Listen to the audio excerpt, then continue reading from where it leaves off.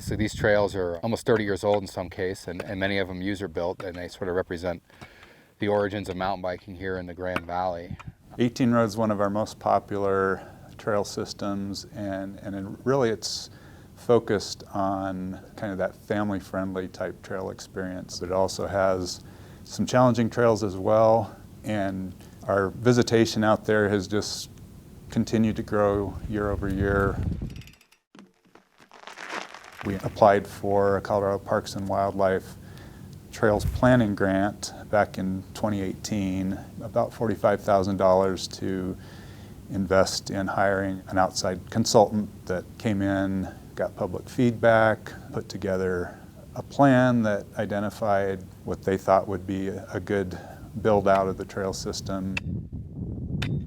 So we had the master plan of 2018, which ultimately called for 32 new miles on top of the 30 miles of trail that already exist here. And we were able to go out and get funding through Colorado Parks and Wildlife for $250,000. And then we hired Single Track Trails and all these folks doing the hard work behind us. A benefit of that funding that we acquired and is going to allow us to build this additional mileage. We made some good progress on those trails in 2022. We got 8 or 9 miles of the 30 done before we hired Single Tracks, and then they started their work this past fall, and they're plugging away at that. And in the next couple months here, we'll have another 18 to 20 miles that they've constructed.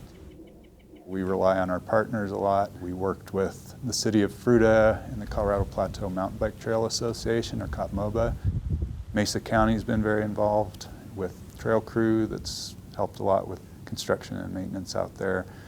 So there are a lot of different entities that have an interest in public lands, and as the agency tasked with managing those lands, we don't have all those resources at our disposal within the agency, so we really rely on those outside partners.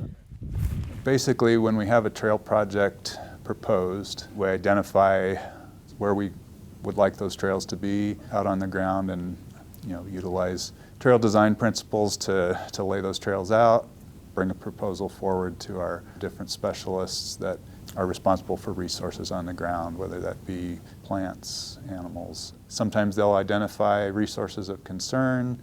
A sensitive plant, it's a surprisingly involved process.